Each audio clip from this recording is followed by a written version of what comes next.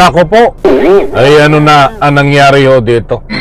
Tanim witness na si Gudesa nawawala? Aba, ay nasaan siya ngayon? At ito pa ang mas matindi. Boy Kuryente, Marcoleta, nahuli, huling-huli, nakasama itong si Gudesa na tanim witness. Aba, ay sino ang nakahuli ho? At saan siya nahuli, mga kaibigan? Alright, welcome back to my YouTube channel. I'm Andy's Vlog. Mga mahal kong taga-subaybay, heto ang latest update tungkol dito kay Gudesa. Bibigyan po natin ng linaw. Kahapon ay lumabas ang hatol desisyon ng korte na peke ang perma na dokumento na dala-dala diyan ho sa Senado nung nakaraang hearing na pinagtatanggol naman ni Boy Kuryente, Marcoleta. Nako, at ito pa, mga kaibigan, nawawala daw ho. Kahit ho ang Senado ay hindi matagpuan, hindi mahanap itong si Gudesa. Yan po ang ating bibigyan ng linaw. At ito pa, mga kaibigan, and connection, nahulit kitang-kita na magkasama ang dalawa. Itong anak ng mga hinayupak na ito na magkasabuat. Magkasama ho. Itong si Boy Kuryente at Marcoleta at itong si Gudesa. Aba, ay talagang matindi yung panluloko ito. Sa like muna sa video na ito kung nagustuhan nyo. Sabay-sabay po nating i-like. Please subscribe my YouTube channel. Ito, ibabahagi ko sa inyo kung paano tayo paikutin, lokohin nitong si Boy Kuryente, Marcoleta, nakasangkot itong tanim witness na si Gudesa. Tandaan po natin, mga mahal kong taga-subaybay, muli kong ulitin.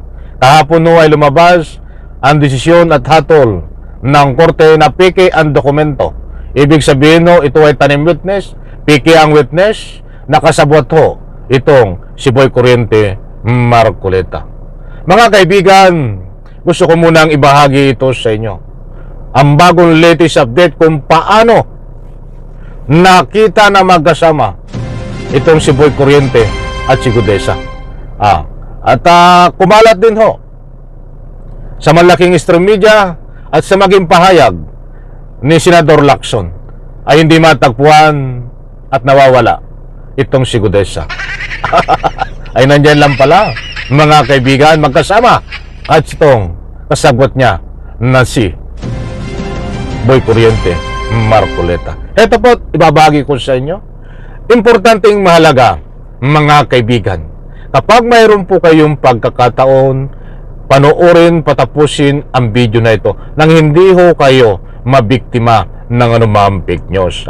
Para complete po nating maunawaan. Ito, buhat sa DCMM, nandyan ho, naka-flash sa screen. At ipa-flash muna natin. Nandyan ang larawan ni Marcoleta, mga mahal kong taga-subaybay, at kasama itong si Gudesa.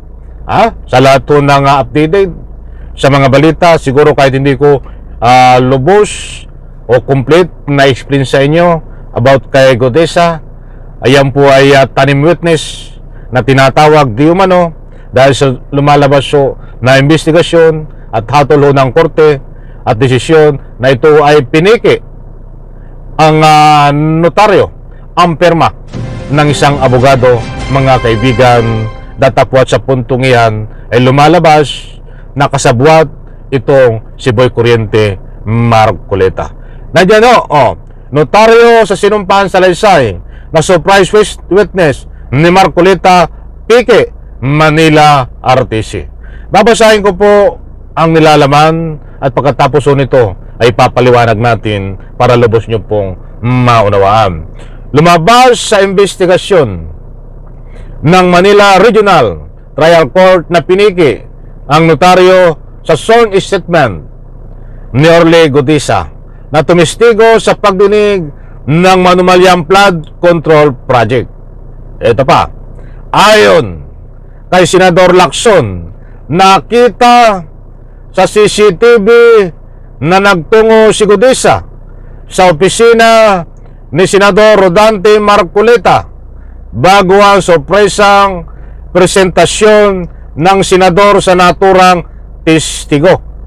Maliwanag, mga kaibigan, ayon kay Senador Panfilo Lacson, nakita sa CCTV na nagtungo si Gudesa sa opisina ni Senador Rodante Marcoleta bago ang sorpresang presentasyon ng senador sa naturang testigo. Aba, ay huling-huli ka sa kasinungalingan, Boy Kuryente Marcoleta, at huling-huli ka din sa kasinungalingan, tanim witness na si Gudesa. Mga kaibigan, importanteng mahalaga na malaman nyo po ito.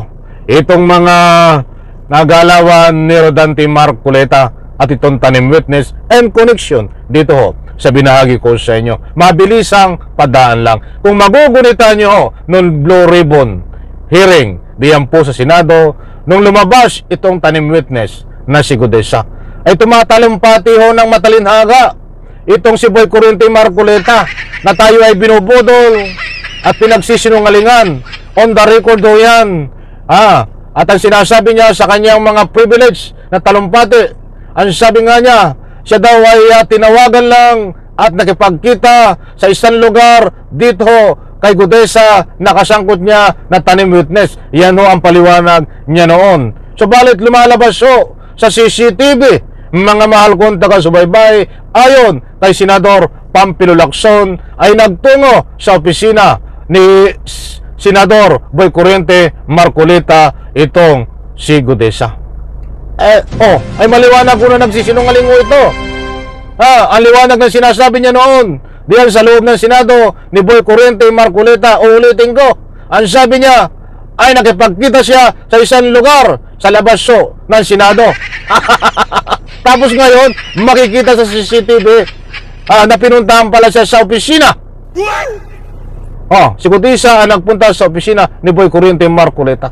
Kahit hindi ho tayo nagpapakalat ng anumang fake news na ito ho ay nahuli, huling-huli. Maraming meaning ho ng huli. Hindi po nahuli na pinusasan, nahuli meaning nakita na magkasama diyan po sa opisina dahil pinuntahan ni Gudesa. Iyan ho ay naaayon dito ho kay Senador Lacson na pasabog. Ang dami pong ikang tulay, ang daming basihan para ito ay magkasabwat at si Gudesa, itong si Boy Kuryente Marcoleta. Ay unang-una ho, pinatunayan na ng korte na peke ang daladalang perma. Ay doon pa lang ho, bakit ka namimiki? Bakit ka namimiki? Ibig sabihin, peke ka rin na witness. Ay hindi ho magagawa nito ni Gudesa kung wala akong kasangkot yan na matataas na opisyal ng gobyerno. Unang-una, kasangkot nito, di umano itong si Boy Kuryente Marcoleta. Ngayon no, nasabi natin na nawawala itong si Gudesa dahil hinahanap mo ng Senado ay nawawala, hindi matagpuan doon sa kanyang address. Mga mahal kung taga-subaybay, subalit ngayon no, natagpuan naman na nakita na kitang-kita sa CCTV ho na magkasama. Mga kaibigan, yan pong nakita sa CCTV, mga mahal kong taga-subaybay, para sa lubos niyong pangunawa, ay noong bago mag-hearing, mga kaibigan, bago siya maging biglang lumitaw diyan sa Senado. At pagkatapos niyan, ay wala na ho, hindi na siya nakita pagkatapos ng hearing, kaya't nawawala, mga kaibigan. Napakaliwanag ho sa buwatan dito. Tanim witness, peke itong dalawang ito, Boy Kuryente Marcoleta at itong si Gudesa. Pinaglululoko ang Republika ng Pilipinas, pinaglululoko ang taong bayan. Sa like ko sa video na ito. Maraming salamat, bye-bye. Palakpakan.